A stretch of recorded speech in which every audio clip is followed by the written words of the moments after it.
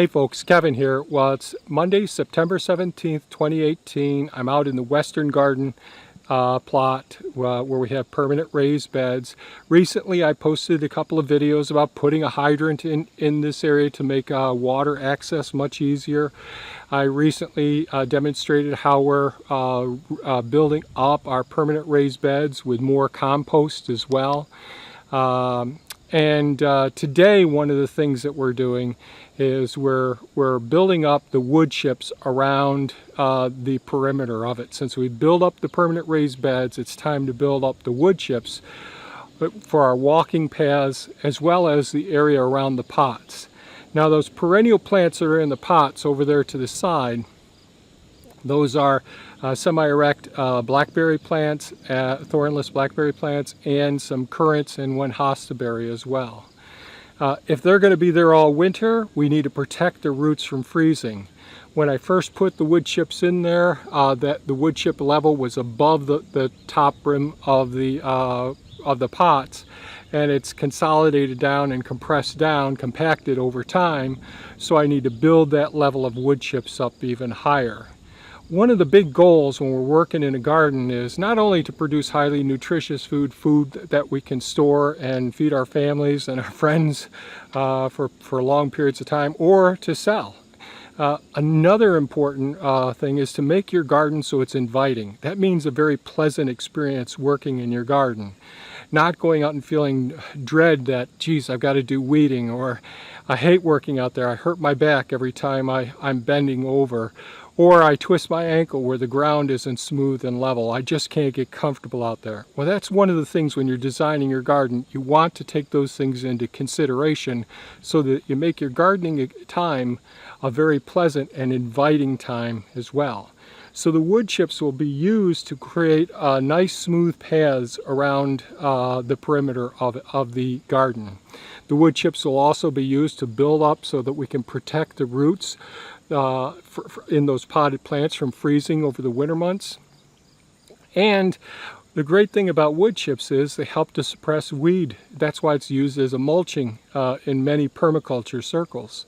So although weeds will start up in wood chips, we aren't going to have as many opportunities. We aren't going to have the responsibility of weeding as often when you have fresh wood chips as a mulch or a walking surface in your paths.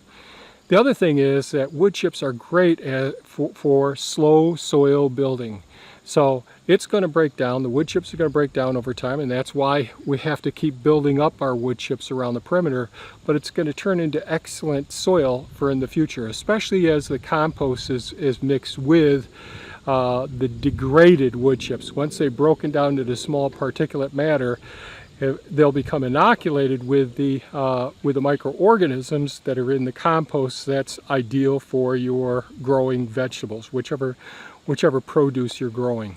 Or it can be transferred out into your food forest where you can use those degraded wood chips as a source of nutrition for the trees and bushes around your property. So yesterday, over the last week, we had a couple loads of wood chips delivered. They're over by the work area. I'm going to go over there, going to use Optimus Prime, the front end loader, to load up some of the wood chips into the dump trailer, bring them around here with the truck, and then use Bumblebee, the mini excavator with the 36-inch wide grading bucket and the 38-inch long 8 cubic foot wheelbarrow.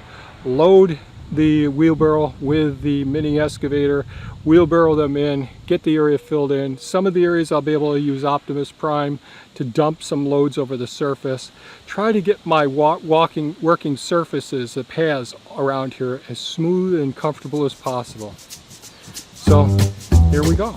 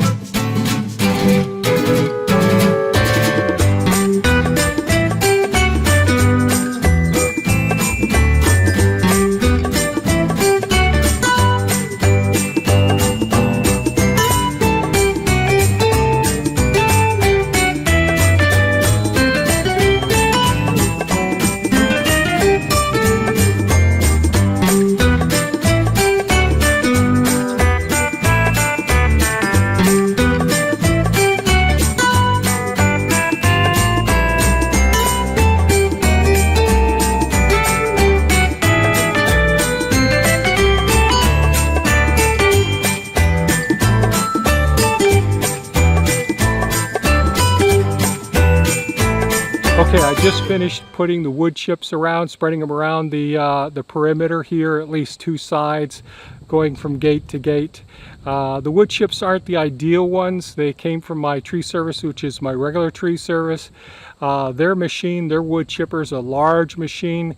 The placements, the proximity of the cutting plates to the drum that rotates around is wider, therefore it's much easier for pieces to get by, like small branches and so on. So we get some chunks that are 1 foot long, 4 feet long and all, and those are trip hazards. They will break down. They're just as good as the rest of the wood chips, but we try to set them out in the area that we aren't going to have the foot worry about it as a trip hazard.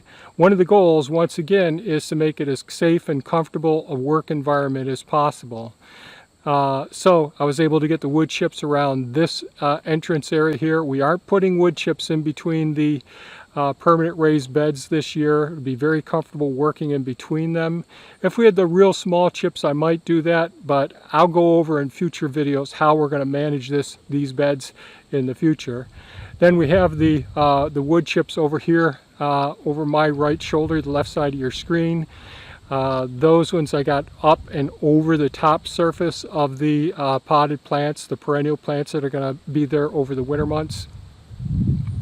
I hope to have Greg come from the other tree service, who has a smaller wood chipper and his blades are sharp all the time.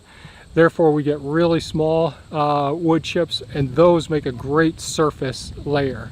So if I get some of those, I'll recoat this whole surface, and I'll get some on the other side of the potted perennial plants, or the thornless blackberries and the currants and the hosta. We'll put them right up against the fence. Right now it's really sticky over there, and meaning lots of chunky matter, not as finely chopped up.